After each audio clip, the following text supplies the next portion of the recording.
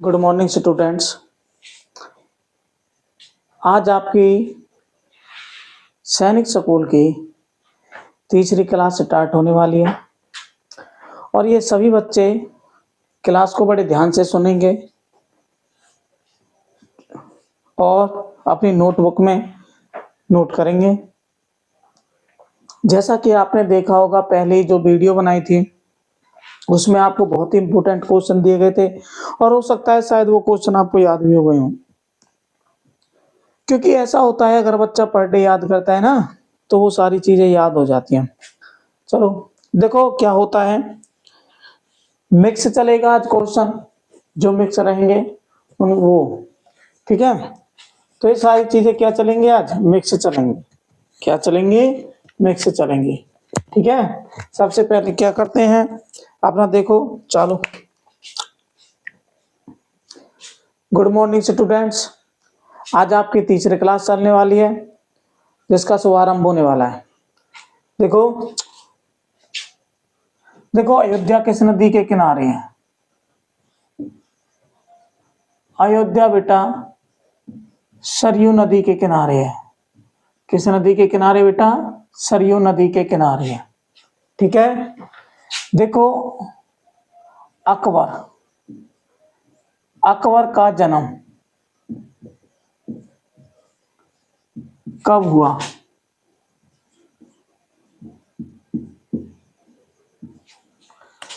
देखो, अकबर का जन्म 15 अक्टूबर 1542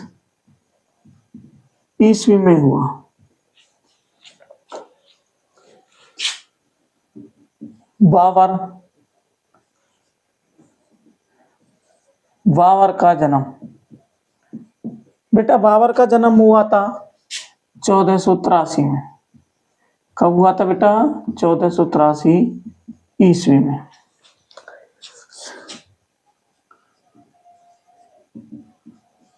औरंगजेब की मृत्यु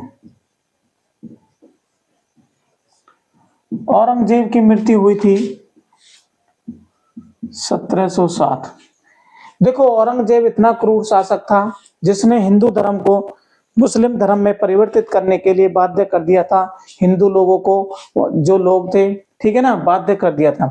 देखो, भारत पर आक्रमण करने वाला पहला मुस्लिम शासक, भारत पर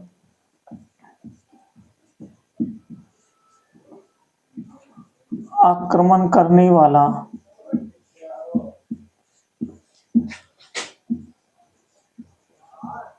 पहला मुस्लिम शासक,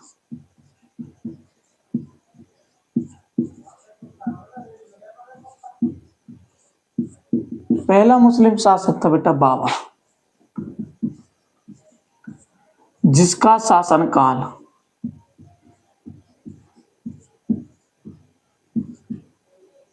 1526 से लेके और 1530 तक रहा, ठीक है ना। और इन्होंने यहाँ के क्या कर दिया था, भारत के अंदर मुगल वंश की नींव रखी थी। पूछने लगे, मुगल वंश को स्थापित करने वाला शासक, मुगल वंश की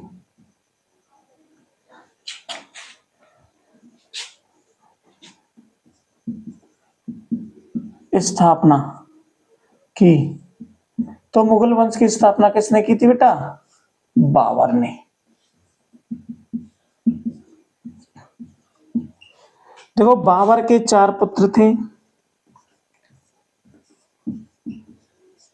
कितने पुत्र थे बेटा? बाबर के पुत्र थे 4, ठीक है। पहले का नाम था हुमायूं, दूसरे का नाम था कामरान, तीसरे का नाम था अस्करी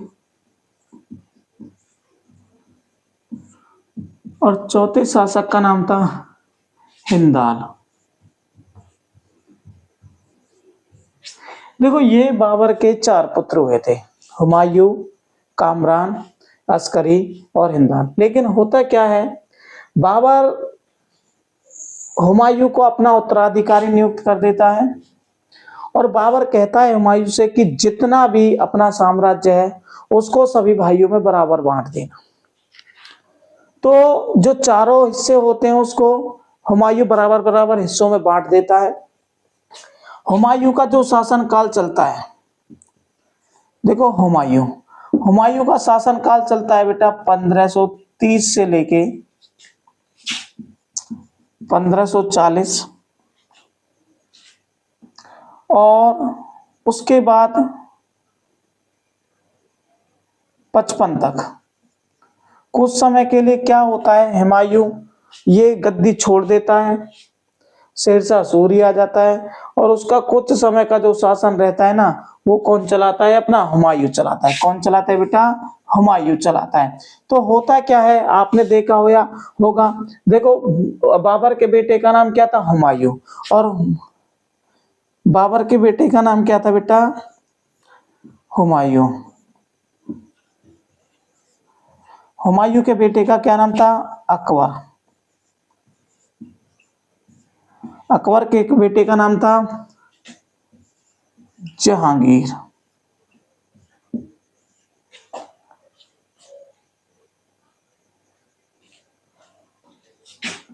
इसके बेटे का नाम था शाहजहां।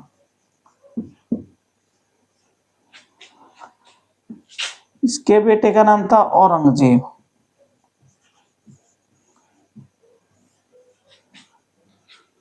इसके और ये था सबसे मुगल एम्पायर का सबसे लास्ट शासक था बहादुर शाह जफर,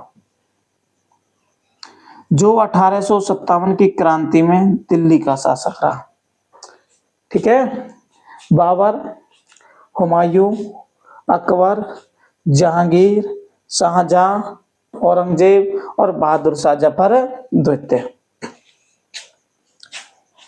देखो आपने सुना होगा पानीपत, पानीपत की लड़ाई पहली,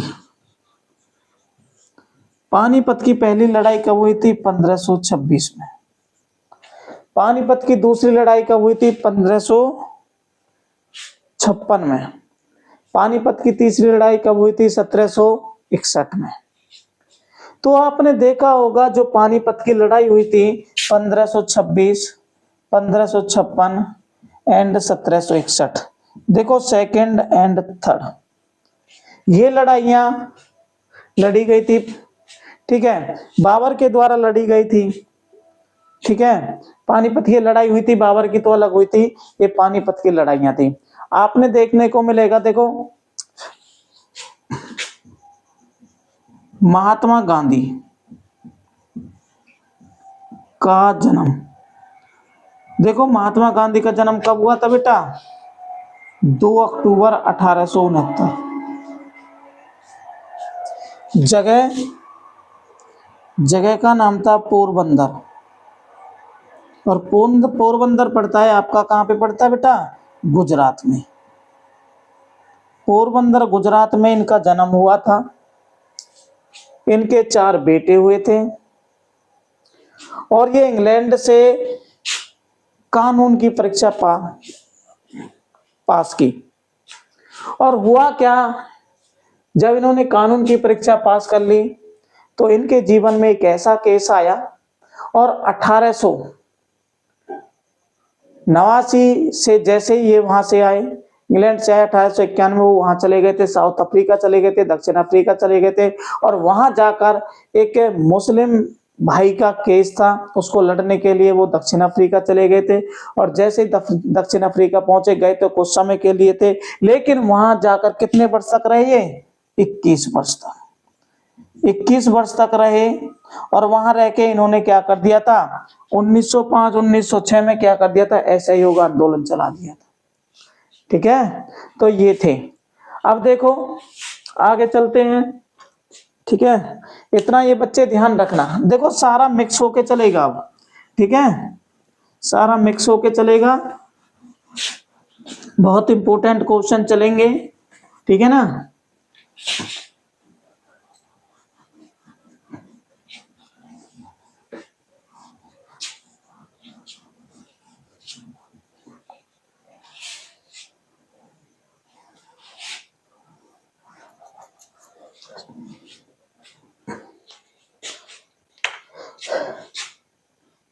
देखो बेटा, पंचतंत्र पुस्तक, पंचतंत्र पुस्तक लिखी विष्णु शर्मा ने।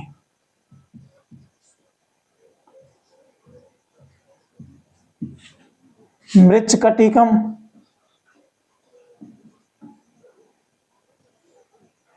मृच्छकटिकम लिखी थी शूद्रक ने।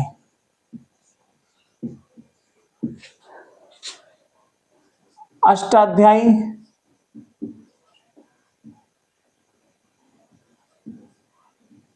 देखो पाणिनि ने। अष्टाध्यायी पुस्तक किसने लिखी थी? पाणिनि ने। भारत आने वाला पहला, देखो भारत की खोज, भारत की खोज किसने की? भारत की खोज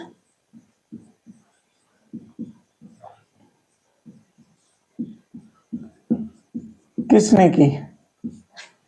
व्यक्ति का नाम था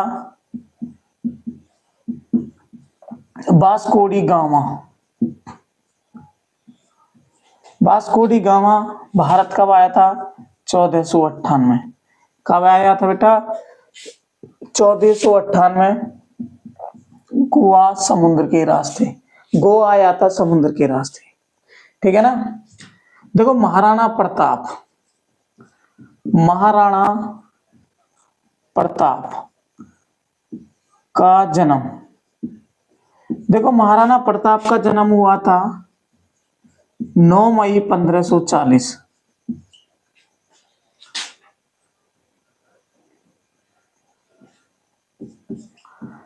दिवेर का युद्ध, देखो दिवेर का युद्ध कब हुआ था? 1582। दिवेर का युद्ध कब हुआ था? 1582। पिलासी, पिलासी का युद्ध, पिलासी का युद्ध हुआ था बेटा 1757। मेरठ विद्रोह,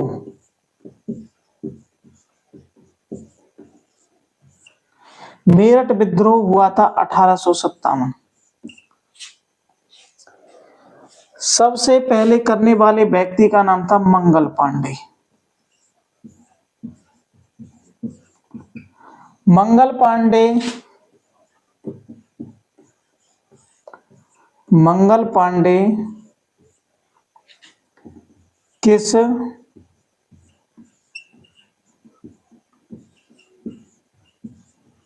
इन्फेंट्री का शासक था?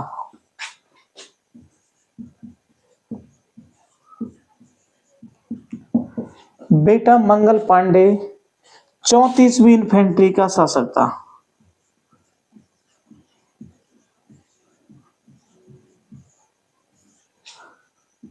ये आपको याद रखना है, ठीक है ना। देखो भारत छोड़ो आंदोलन, भारत छोड़ो आंदोलन कब चला? बेटा भारत छोड़ो आंदोलन चला था 1942।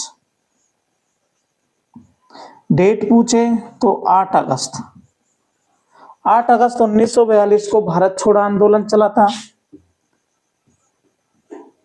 क्रिप्स मिशन, क्रिप्स मिशन कब चला? वो भी 1942 में चला था। दूसरा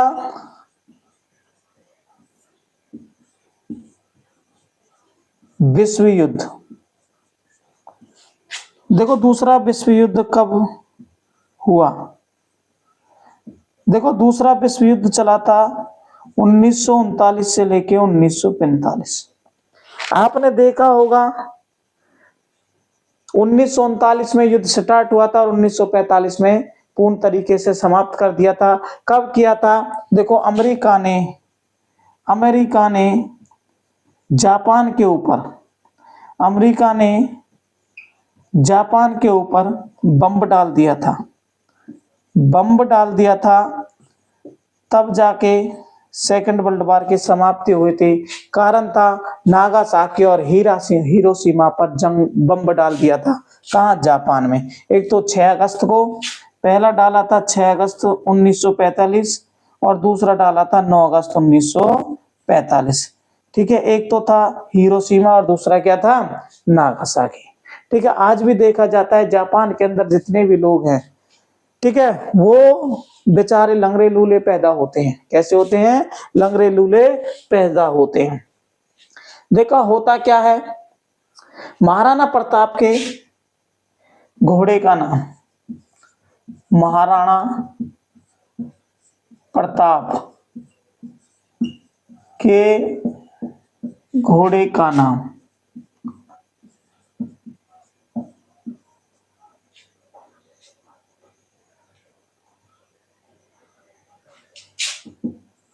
चेतक।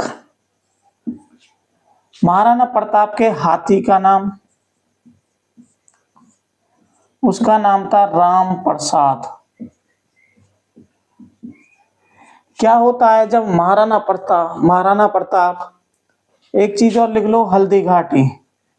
देखो हल्दी घाटी का युद्ध कब हुआ था? 1576। देखो आपने सुना होगा, कहीं कई बार देखा होगा कि हल्दी घाटी का युद्ध अकबर और महाराणा प्रताप के बीच हुआ।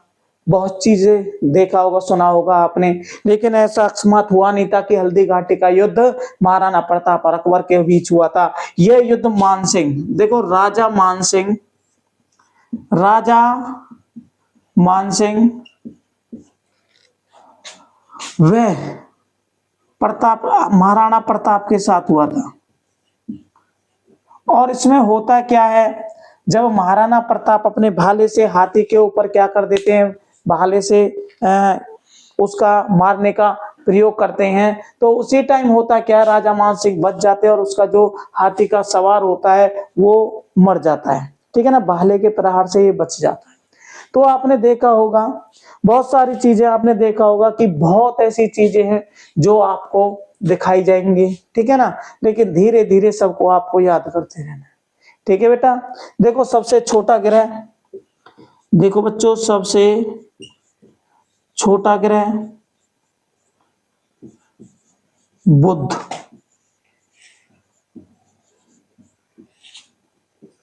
सबसे बड़ा ग्रह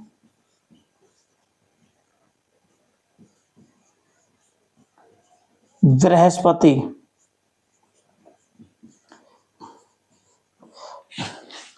ठीक है, बहुत इंपॉर्टेंट है बेटा। दिवेर का युद्ध कब हुआ? 1582 में हुआ। किस किस के बीच हुआ? महाराणा प्रताप और बहलोल खां के बीच हुआ। देखो ये हुआ था महाराणा प्रताप और दूसरा व्यक्ति था बहलोल खां।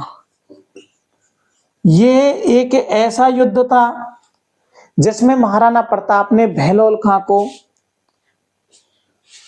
दिवेर के युद्ध में तलवार के एक बार से सारथी समेत घोड़े को काट दिया था। 2 पार्टों में, एक पार्ट इधर साइड, एक पार्ट इधर साइड। तो उसमें ऐसा बताया गया है कि महाराणा प्रताप के सामने जो व्यक्ति लड़ने के लिए आता था, जो शासक आता था, वो उसे या तो मार देता था या उसको फिर अगर वो बच जाता था तो उसको वो दोबारा उसके समक्ष नहीं आता था। महाराणा प्रताप के पास इतनी तगड़ी पावर थी, उसके हाथ में 30-30 किलो की तो तलवारें रहती थी। उसका टोटल वजन 208 केजी था। कहीं पे कुछ लिखा होता है, कहीं पे कुछ लिखा होता है। ठीक है ना, 208 केजी उसका वजन था। जूतों का वजन 10-10 केजी था।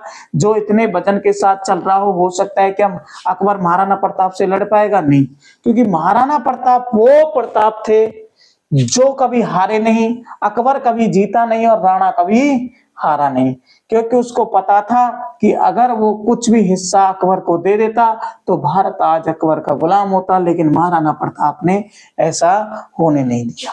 ठीक है, देखो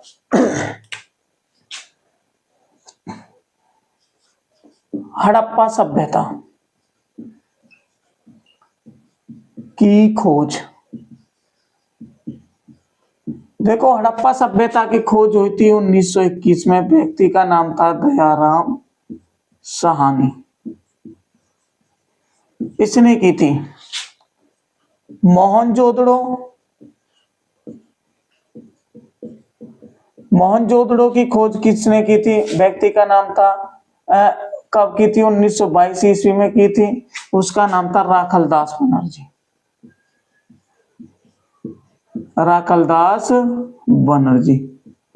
सिंधु सभ्यता की जानकारी किसने दी? सिंधु सभ्यता की जानकारी, व्यक्ति का नाम था चार्ल्स मैसन।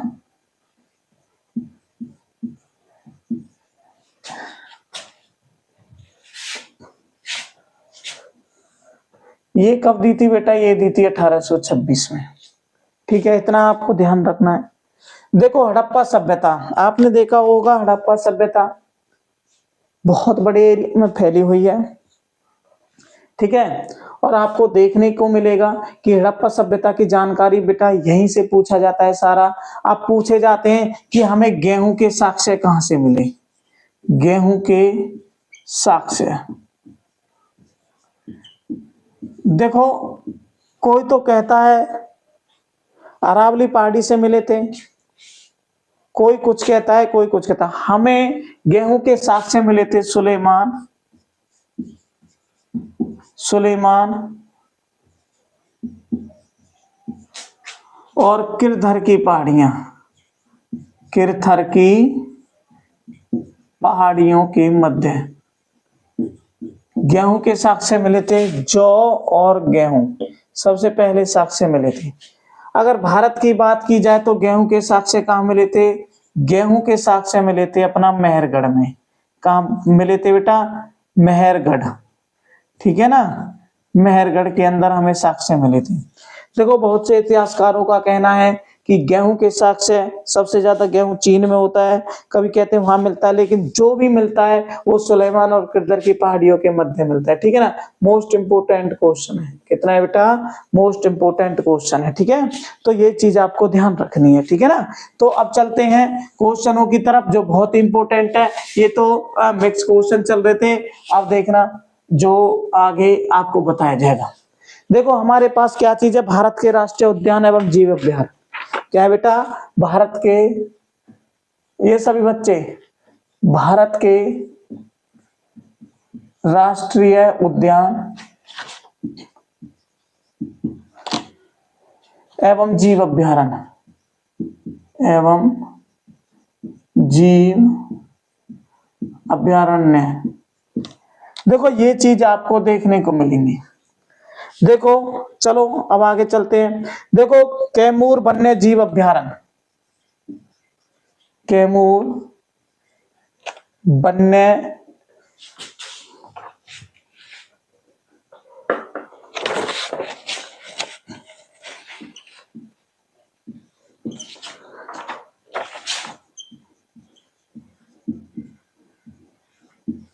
कैमूर वन्य जीव अभ्यारण्य कहां पड़ता है बेटा? ये पड़ता है अपना झारखंड के अंदर। कहां पड़ता है?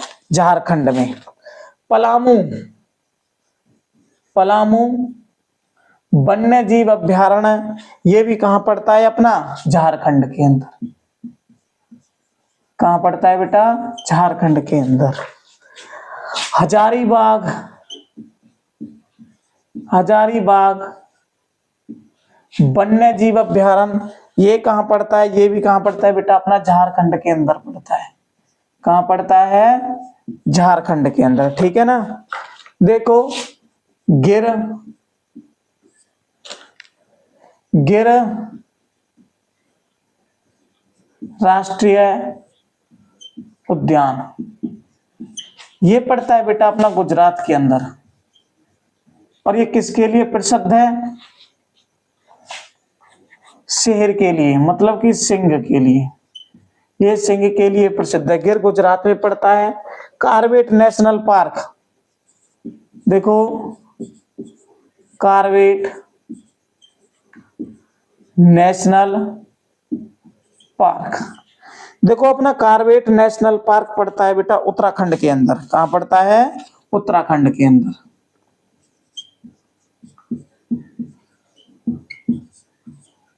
उत्तराखंड के अंदर पड़ता है। दुधवा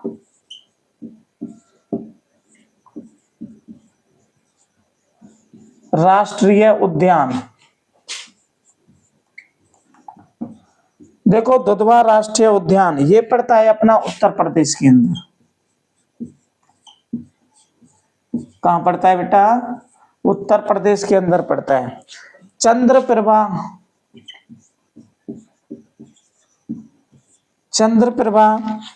अभ्यारण्य। चंद्रप्रभा अभ्यारण्य उत्तर प्रदेश। कहां पड़ता है बेटा? उत्तर प्रदेश में पड़ता है।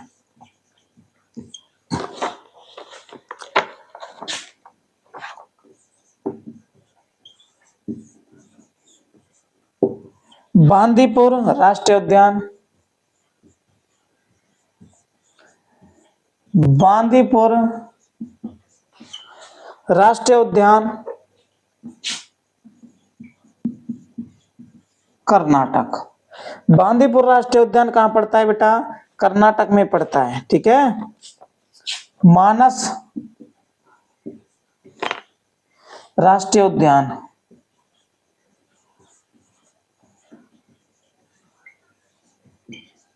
मानस राष्ट्रीय उद्यान असम पड़ता है। कौन से स्टेट के अंदर पड़ता है बेटा? असम। केवला देव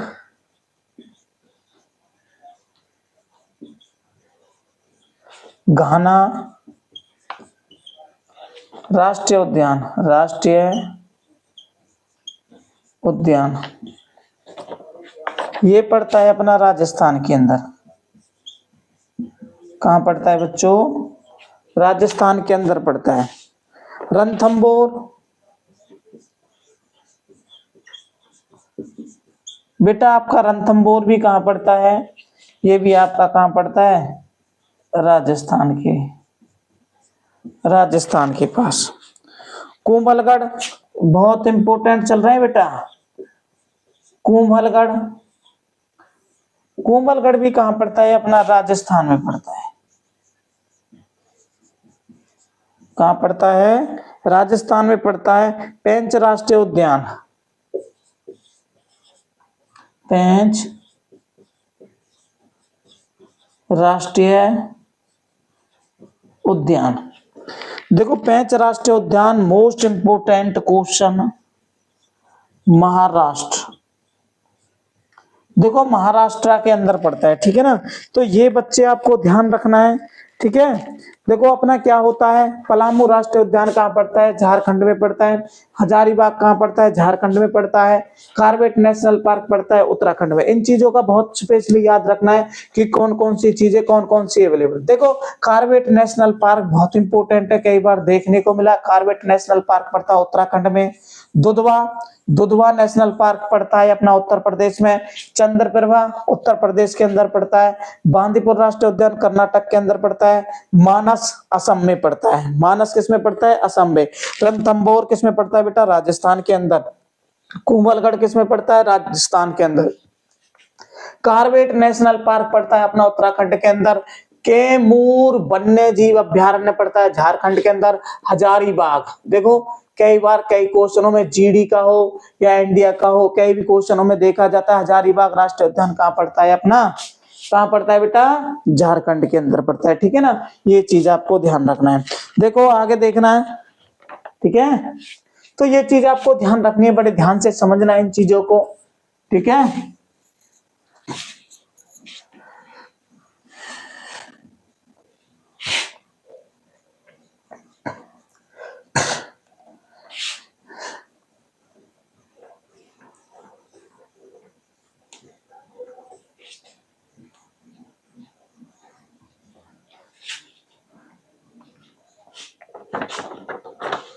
दिल को चिल्का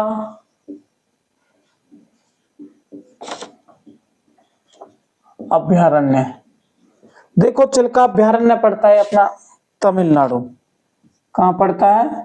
तमिलनाडु।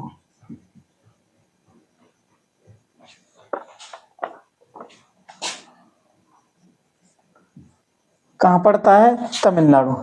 इंदिरा गांधी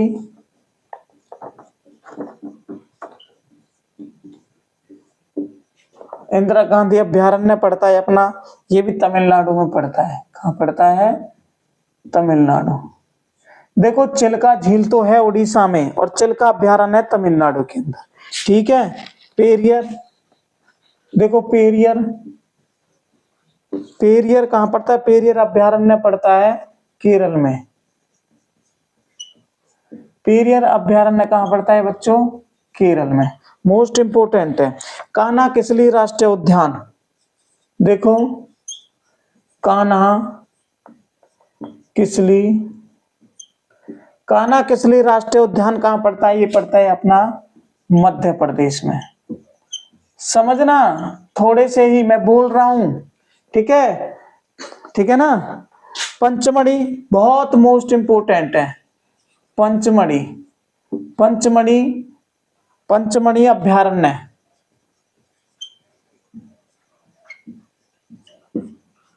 पंचमढ़ी अभयारण्य पड़ता है मध्य प्रदेश के अंदर। बांधवगढ़,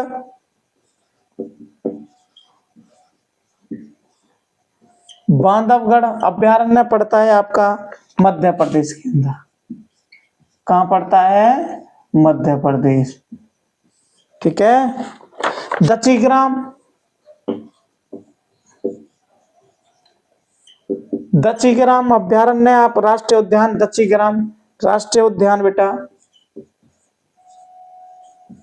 दक्षिग्राम राष्ट्रीय उद्यान आपका जम्मू कश्मीर में पड़ता है। किसमें पड़ता है बच्चों? जम्मू कश्मीर। सुल्तानपुर जीव अभयारण्य मोस्ट इंपोर्टेंट है। सुल्तानपुर झील अभयारण्य,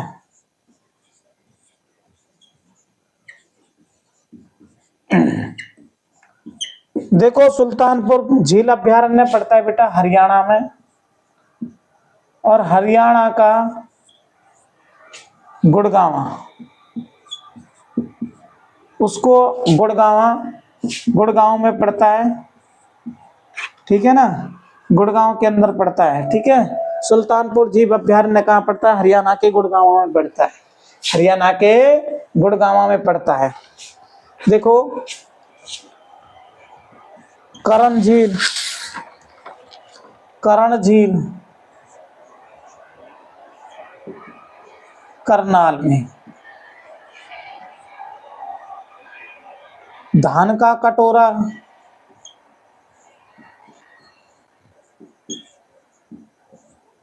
धान का कटोरा कहा जाता है करनाल को। धान का कटोरा किसे कहा जाता है? करनाल को, ठीक है। ये चीज आपको ध्यान रखनी है। सुंदरबन राष्ट्रीय उद्यान, सुंदरबन राष्ट्रीय उद्यान, देखो ये पड़ता है आपका पश्चिम बंगाल में।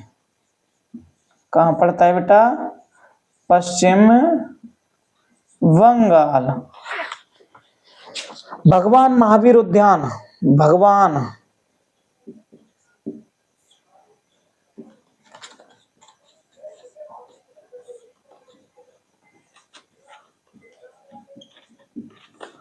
भगवान महावीर उद्यान ये पड़ता है आपका गोवा में। कहाँ पड़ता है बच्चों? गोवा में, ठीक है। तो इतना आपने ध्यान रखना है। जो चिल्का अभयारण्य कहाँ पड़ता है बेटा? तमिलनाडु में। ये मत भूलना कभी, ये भूल जाओ कि चिल्का झील, चिल्का झील तो पड़ती है अपना जम्मू कश्मीर के अंदर, लेकिन चिल्का अभयारण्य पड़ता तमिलनाडु में। इंदिरा गांधी अभयारण्य पड़ता तमिलनाडु में। पेरियर अभयारण्य पड़ता है केरल में। कान्हा किसली पड़ता है? मध्य प्रदेश में। कान्हा किसली किस में पड़ता है बेटा? मध्य प्रदेश में। पंचमढ़ी पड़ता है मध्य प्रदेश में। बांधवगढ़ पड़ता है मध्य प्रदेश में। दक्षिग्राम राष्ट्रीय उद्यान पड़ता है बेटा जम्मू कश्मीर में। सुल्तानपुर पड़ता है जम्मू कश्मीर हरियाणा में, हरियाणा के गुड़गांव में। सुल्तानपुर झील अभ्यारण्य कहाँ पड़ता है? हरियाणा के गुरुग्राम में पड़ता है। करण झील कहाँ पड़ती है? करनाल के अंदर। धान का कटोरा कहाँ है? करनाल के अंदर। सुंदरवन राष्ट्रीय उद्यान कहाँ? पश्चिम बंगाल। बहुत मोस्ट इंपोर्टेंट क्वेश्चन है। सुंदरवन राष्ट्रीय उद्यान कहाँ पड़ता है? पश्चिम बंगाल में। भगवान महावीर उद्यान कहाँ पड़ता है? गोवा के अंदर। ठीक है, ये चीज आपको ध्यान रखनी है और इन चीजों के बारे में आपको ना पता होना चाहिए कि कौन सी चीजें कहां पर किस समय होती हैं। देखो आगे देखते हैं, भिन्न भिन्न जो कृषि क्रांतियां होती है, कृषि की क्रांतियां होती है, उनके बारे में लिख देता हूं बेटा। कृषि क्रांति, देखो कृषि क्रांति कौन? हरित क्रांति। देखो खाद्यान्न उत्पादन क्या होता है बेटा? खाद्यान्न उत्पादन। देखो खाद्यान्न उत्पादन होता है हरित क्रांति। हरित क्रांति, खाद्यान्न उत्पादन होता है हरित क्रांति। दुग्ध उत्पादन, देखो दुग्ध उत्पादन होता है अपना श्वेत क्रांति।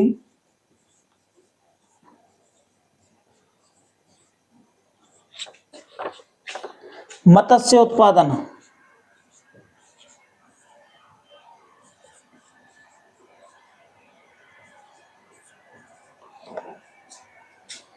नीली क्रांति।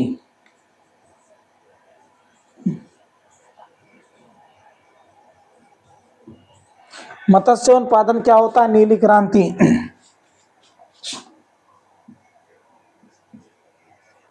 उर्वरक उत्पादन, भूरी क्रांति।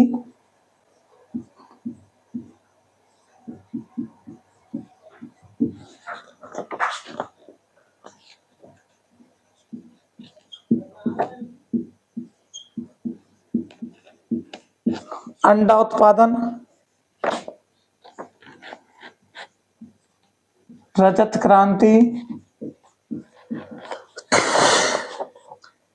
तिलहन उत्पादन, पीली क्रांति।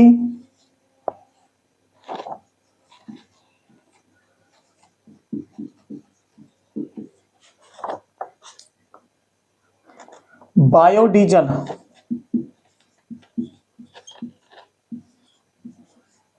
बायोडीजल उत्पादन कृष्णा क्रांति।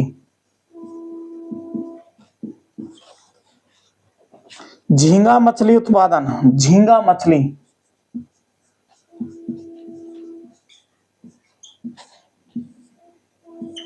झींगा मछली उत्पादन है बेटा आपका गुलाबी क्रांति। बादामी क्रांति,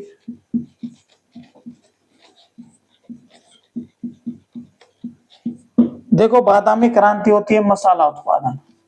क्या होता है? मसाला उत्पादन। फल उत्पादन,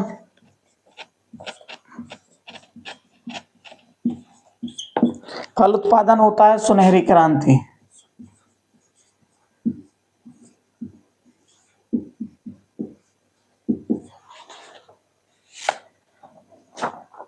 नदी जोड़ो परियोजना, देखो नदी जोड़ो परियोजना कहलाती है अमृत क्रांति। अमृत क्रांति। बहुत ही इंपॉर्टेंट चीजें हैं जो आपको बताई गई हैं। देखो इसमें क्या होता है, करण झील कहाँ पड़ती है? अपने करनाल के अंदर पड़ती है। सुंदरबन राष्ट्रीय उद्यान कहाँ पड़ता है? पश्चिम बंगाल के अंदर पड़ता है। भगवान महावीर उद्यान कहाँ पड़ता है? गोवा के अंदर पड़ता है। खाद्यान्न उत्पादन कहाँ पड़ता है? हरित क्रांति। खाद्यान्न उत्पादन क्या होता है? हरित क्रांति होता है। दुग्ध उत्पादन किसको कहते हैं? श्वेत क्रांति को कहते हैं। मत्स्य उत्पादन किसको कहते हैं? नीली क्रांति को कहते हैं। ठीक है ना। मछली उत्पादन, मत्स्य उत्पादन, मांस होता है मछली उत्पादन। उर्वरक को भूरी क्रांति कहते हैं। अंडा उत्पादन को रजत क्रांति कहते हैं। तिलहन उत्पादन को पीली क्रांति कहते हैं। बायोडीजल को कृष्णा क्रांति कहते हैं। क्या कहते हैं बेटा? कृष्णा क्रांति कहते हैं। ठीक है ना, ये आप ध्यान रखना। झींगा अरे झींगा मछली को गुलाबी क्रांति कहते हैं, बादामी क्रांति मसाला उत्पादन कहलाते हैं, फल उत्पादन सुनहरी क्रांति होती है। नदी जोड़ो परियोजना बहुत इंपॉर्टेंट क्वेश्चन है, अभी अभी निकला है ये, ठीक है। तो ये क्वेश्चन आने के चांस है, इनमें से आप देख लेना, दूध क्रांति, मत्स्य क्रांति, ठीक है, तिलहन, पीली क्रांति, झींगा मछली, फल उत्पादन, नदी जोड़ परियोजना। पंचवटी अभ्यारण्य मध्य प्रदेश के अंदर है, कान्हा किसली मध्य प्रदेश के अंदर है, पेरियार केरल के अंदर है, ठीक है। ये चीज आपको ध्यान रखनी है, ये चीज आपको ध्यान रखनी है। और मैं तो सभी बच्चों से कहता हूं कि आप अगर इसका स्क्रीनशॉट लेना चाहो तो ले सकते हो, ठीक है बच्चों, और ले लो। देखो हमारे पास होता क्या है, जितनी भी पढ़ाई हम करें उतनी थोड़ी है। इससे अच्छा है कि हम अच्छी से अच्छी पढ़ाई करें। जितना समय हम पढ़ाई को देंगे ना, जितना हम पढ़ाई में समय देंगे उतना ही चमकेंगे, ठीक है। नीले घोड़ा रासवार मारा रजपूती सरदार, नीले घोड़े रायसवार राणा रजपूती सरदार।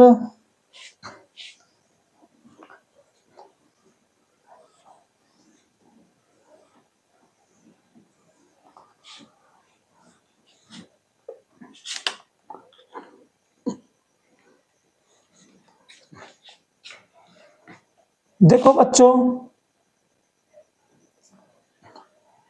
भारत आजाद हुआ 15 अगस्त 1947 को, ठीक है। उस टाइम भारत में रियासतें कितनी थी उस टाइम? भारत में रियासतें थी 562। जब भारत स्वतंत्र हो जाता है, भारत स्वतंत्रता के बाद 3 रियासतें ऐसी होती हैं जो कभी भी भारत में नहीं मिलना चाहती थी। एक तो है जम्मू कश्मीर, दूसरी है हैदराबाद, और तीसरी थी जूनागढ़। पूछने लगे कि भारत में ऐसी कौन सी 3 रियासतें थी जो कभी भारत में नहीं मिलना चाहती थी, और ये रियासतें किस में मिलना चाहती थी? पाकिस्तान में मिलना चाहती थी। इनको भारत में मिलाने वाला व्यक्ति का नाम क्या था? इनको भारत में मिलाने वाले व्यक्ति का नाम था सरदार वल्लभ भाई पटेल। क्या नाम था बेटा? सरदार वल्लभ भाई पटेल था। और सरदार वल्लभ भाई की जो जयंती मनाई जाती है 31 अक्टूबर को मनाई जाती है, और कल के दिन ही उनकी क्या है? जयंती है, ठीक है ना। तो 31 अक्टूबर को सरदार वल्लभ भाई पटेल की जयंती मनाई जाती है। सरदार वल्लभ भाई पटेल को क्या कहा जाता है? लौह पुरुष। क्या कहा जाता है? लौह पुरुष, ठीक है। ये भारत के पहले क्या थे? गृह मंत्री थे। क्या थे? गृह मंत्री थे। इनके ही सहयोग से हैदराबाद और जूनागढ़ को किस में मिलाया गया था? भारत में मिलाया गया था। और बाद में किसको मिलाया गया था? जम्मू कश्मीर को मिलाया गया था। क्योंकि यहाँ का जो शासक थे वो कैसे थे? मुस्लिम थे। कैसे थे? मुस्लिम थे। यहाँ का जो प्लेस था वो सारा हिंदुओं का था, सारे हिंदू रहते थे, लेकिन वहां पे क्या हुआ था? मुस्लिम वहां का शासक था। देखो जम्मू कश्मीर के अंदर पूरा क्या मुस्लिम था, लेकिन यहाँ का राजा कौन था? हिंदू था। राजा का नाम था राजा हरि सिंह। क्या नाम था? राजा हरि सिंह था, ठीक है ना। तो ये चीजें आपको निकल के बाहर आती है। जब भारत पूर्ण तरीके से स्वतंत्र हो गया तो भारत के अंदर टोटल रियासतें कितनी थी? पूछने लगे भारत की टोटल रियासतें कितनी थी, तो आपको बताना है 565 रियासतें थी। कितनी रियासतें थी बेटा? 565 रियासतें थी, ठीक है। तो ये चीजें आपको बड़े ध्यान से समझ के और करनी है, ठीक है। अच्छा चलो,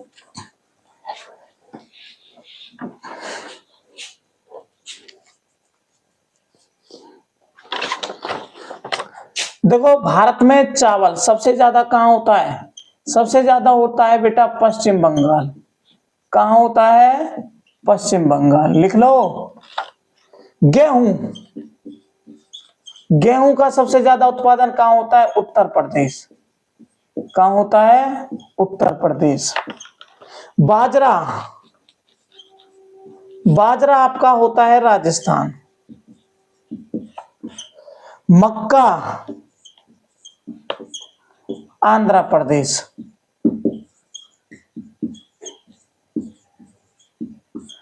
आंध्र प्रदेश। चना मध्य प्रदेश, चना कहाँ होता है बेटा? मध्य प्रदेश के अंदर। सरसों, देखो जहां पे पानी की मात्रा कम होती है वहां पे सरसों ज्यादा होती है, और पानी की मात्रा राजस्थान में कम है, वहां पे चावल नहीं होते। सोयाबीन, सोयाबीन, देखो आपकी जो सोयाबीन होती है ना वो होती है आपकी मध्य प्रदेश के अंदर। कहाँ होती है? मध्य प्रदेश। ठीक है। कपास, सबसे ज्यादा कपास होती है गुजरात में, क्योंकि गुजरात के अंदर सबसे काली मिट्टी ज्यादा है। जूट, जूट आपका होता है बेटा पश्चिम बंगाल, पश्चिम बंगाल। ठीक है। आपका आलू, अरे आलू सदाबहार सब्जी, आलू आपका होता है उत्तर प्रदेश के अंदर। ठीक है बच्चों, कहाँ होता है? उत्तर प्रदेश के अंदर होता है। और आपका गन्ना, देखो गन्ना कहाँ होता है? गन्ना भी आपका उत्तर प्रदेश में होता है। ठीक है। देखो आपने एक चीज और बता देता हूं मैं,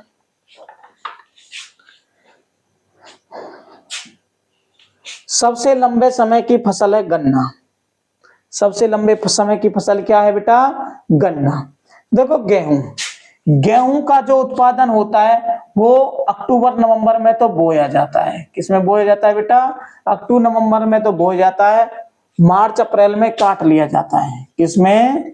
मार्च अप्रैल, अप्रैल में काट लिया जाता है। ठीक है ना, ये चीज आपको ध्यान रखना है। देखो जो चावल होता है, देखो चावल किसकी फसल है? देखो चावल तो है खरीफ की फसल। ठीक है। और गेहूं, गेहूं किसकी फसल है? गेहूं है बेटा रबी की फसल। इतना ध्यान रखना, चावल खरीफ की फसल है और गेहूं किसकी फसल है? रबी की फसल है। जो चावल के साथ बोया जाता है, जैसे चावल के साथ बोया जाता है क्या? कपास, ज्वार, बाजरा, कपास, ज्वार, बाजरा, ये किसकी फसल हो गई? खरीफ की। और गेहूं के साथ बोया जाता है बेटा सरसों, जौ, वर्षम,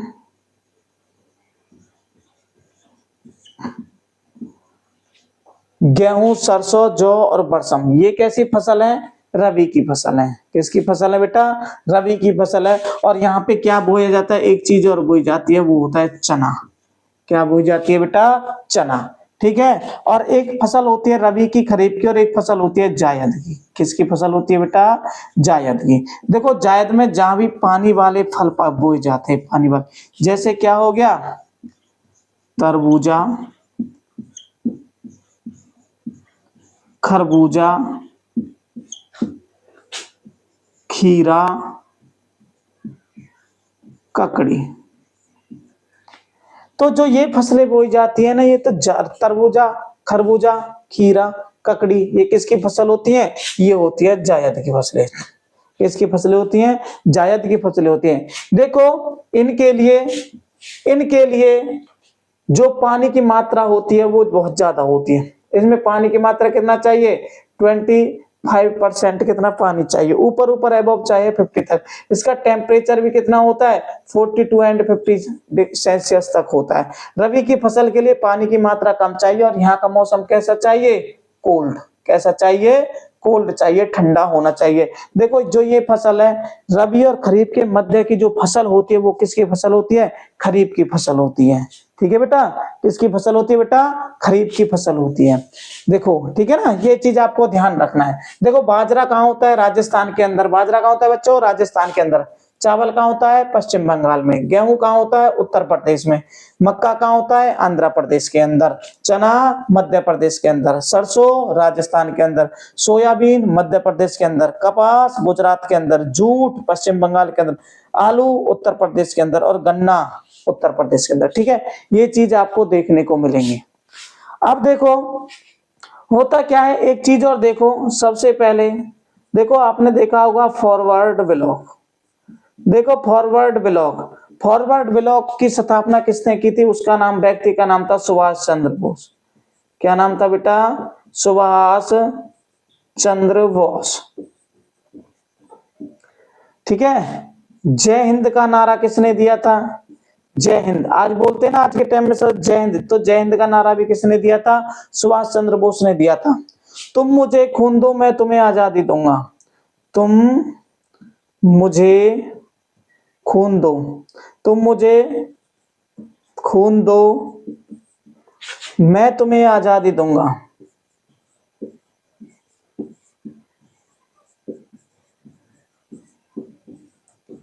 ये किसने कहा, ये भी किसने कहा था बेटा, सुभाष चंद्र बोस ने कहा था। फॉरवर्ड ब्लॉक की स्थापना किसने की थी, सुभाष चंद्र बोस ने की थी। तुम मुझे खून दो मैं तुम्हें आजादी दूंगा, ये किसने कहा था, ये भी सुभाष चंद्र बोस ने कहा था।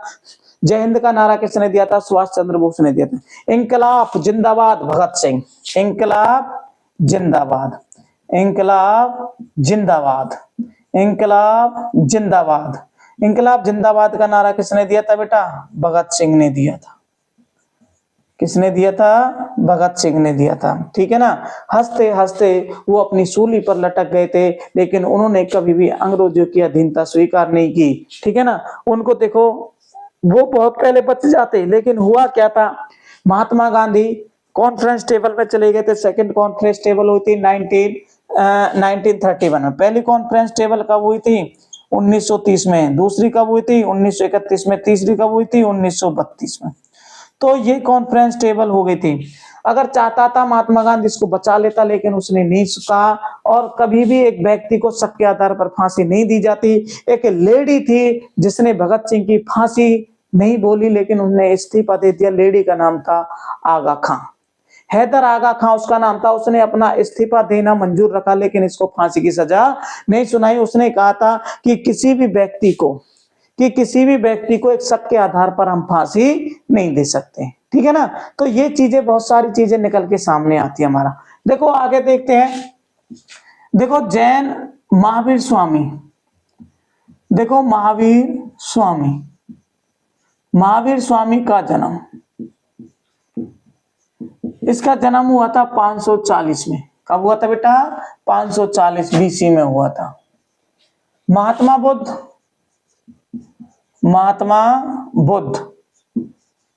बुद्ध का जन्म हुआ था 563 बीसी, मतलब कि ईसा पूर्व। ठीक है ना। महात्मा बुद्ध की पत्नी का नाम, इनकी पत्नी का नाम था बेटा यशोधरा, और इनकी पत्नी का नाम था यशोदा। देखो दोनों में यही डिफरेंस है कि जो महात्मा बुद्ध है उनकी पत्नी का नाम यशोधरा था, और महावीर स्वामी की पत्नी का नाम क्या था, यशोदा था। ठीक है ना। देखो ये चीज आपको देखने को मिलेंगे, इन चीजों को आप याद कर लेना, और मैं तो कहता हूं कि बहुत अच्छे से याद करना। ठीक है ना। देखो भारत का संविधान,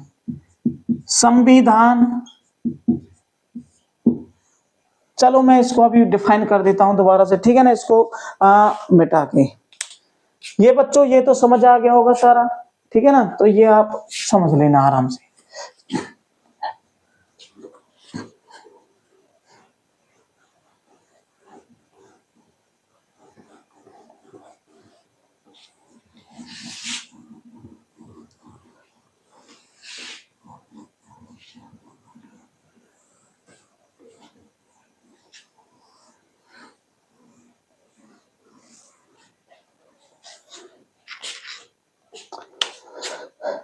देखो भारतीय संविधान, इसके कुछ क्वेश्चन इतने इंपॉर्टेंट हैं,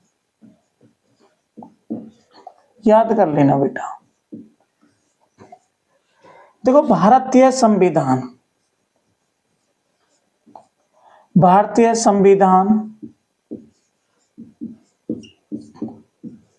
की मांग सबसे पहले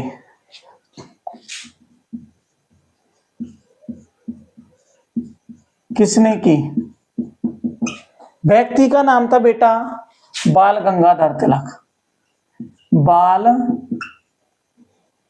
गंगाधर तिलक। इसने कहा था कि हमें भारत के कॉन्स्टिट्यूशन की आवश्यकता है और भारत के लिए संविधान तैयार किया जाए। तो भारत का संविधान जुलाई 1946 में लिखना स्टार्ट हुआ और 2 साल 11 महीने 2 साल 11 महीने और 18 दिन की लगातार मेहनत के बाद बाबा साहब भीमराव अंबेडकर ने संविधान को बना दिया। और संविधान की लास्ट बहस देखो, संविधान की लास्ट बहस कब हुई थी बेटा? संविधान में लास्ट बहस ये हुई थी 24 जनवरी 1950। संविधान की लास्ट बहस हुई थी 24 जनवरी 1950 को हुई थी और भारत का संविधान 26 जनवरी 1950 का बेटा 26 जनवरी 1950 को पूर्ण तरीके से लागू कर दिया था।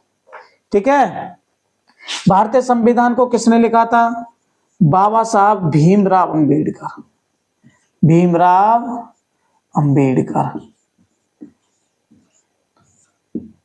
इनको डॉक्टर डीओएस की इन्होंने परीक्षा पास कर रही। डीओएस सबसे कठिन डिग्री होती है जिसको बाबा साहब भीमराव अंबेडकर ने 2 साल 6 महीने में उसको संपूर्ण कर दिया था। डॉक्टर ऑफ साइंस की जो डिग्री थी और उसके बाद इसको डॉक्टर बाबा साहब भीमराव अंबेडकर के नाम से जाना, डॉक्टर बाबा साहब भीमराव अंबेडकर। ठीक है ना, तो ये चीज आपको ध्यान रखना। कॉन्स्टिट्यूशन को लिखने वाले व्यक्ति का नाम था बाबा साहब भीमराव अंबेडकर। देखो सबसे कम योगदान क्या? उसके 7 व्यक्ति थे। ठीक है ना, उसमें क्या भीमराव अंबेडकर को किसने नॉमिनेट किया था? डॉक्टर राजेंद्र प्रसाद थे, सरदार वल्लभ भाई पटेल थे, महात्मा गांधी थे, पंडित जवाहरलाल नेहरू थे। तो इन्होंने क्या कर दिया था? भीमराव को ये बोला था कि आप संविधान लिखो और आप लिख दो, क्योंकि हमें अपने देश की आजादी चाहिए। हमें अपने देश की क्या चाहिए बेटा? आजादी चाहिए। ठीक है, तो इतना आपने ध्यान रखना है। तो सभी बच्चे ध्यान रखेंगे। देखो एक साथ बोलेंगे। पंचतंत्र किसने लिखा था? विष्णु शर्मा ने लिखा था। मृच्छकटिकम किसने लिखा था? शूद्रक ने लिखा था। ठीक है, ये पुस्तकें थी जो ये इसने लिखी थी। देखो सबसे पहले क्या होता है, हर्यक वंश का संस्थापक होता है बिंबिसार। हर्यक वंश का संस्थापक कौन होता है? बिंबिसार। देखो मगध एक ऐसा इंपोर्टेंट वो थी महाजनपद था जिसके अंदर बहुत ज्यादा वो थे, लोहे का आवरण किया जाता था। ठीक है, तो वो कहाँ पे पड़ता है बेटा? बिहार के अंदर पड़ता है। कहाँ पे पड़ता है? बिहार के अंदर पड़ता है। देखो आपको देखने को मिलेगा सबसे ऊंचा पर्वत शिखर है कंचनजंगा। भारत में सबसे बड़ा, सबसे छोटा, सबसे ऊंचा तथा सबसे लंबा। ठीक है ना, भारत का सबसे ऊंचा शिखर है कंचनजंगा, सबसे लंबी नदी है गंगा नदी। देखो भारत की सबसे लंबी नदी कौन सी है बेटा? गंगा नदी। देखो गंगा नदी की लंबाई कितनी है बेटा? गंगा नदी की लंबाई है 2525 किलोमीटर। 2525 किलोमीटर की इसकी क्या है बेटा? लंबाई है। ठीक है, सबसे लंबी दूरी की मतलब पूरे वर्ल्ड के अंदर सबसे लंबी दूरी की नदी है, उसका नाम है बेटा नील नदी। क्या नाम है? नील नदी। ठीक है ना, विश्व की तो है नील नदी और भारत की है गंगा नदी। ठीक है बच्चों, ये चीज आपको ध्यान रखनी है, याद करना है। ठीक है, एक बार नहीं 2 बार याद करो, 3 बार याद करो, आपको सारी चीजें याद हो जाएंगी। और भगवान करे कि आपका क्वेश्चन, आपका जो भी पेपर आप दे रहे हो सैनिक स्कूल का, आपका वो क्लियर हो जाए। ठीक है, ऑल द बेस्ट सभी बच्चों को। Thank you.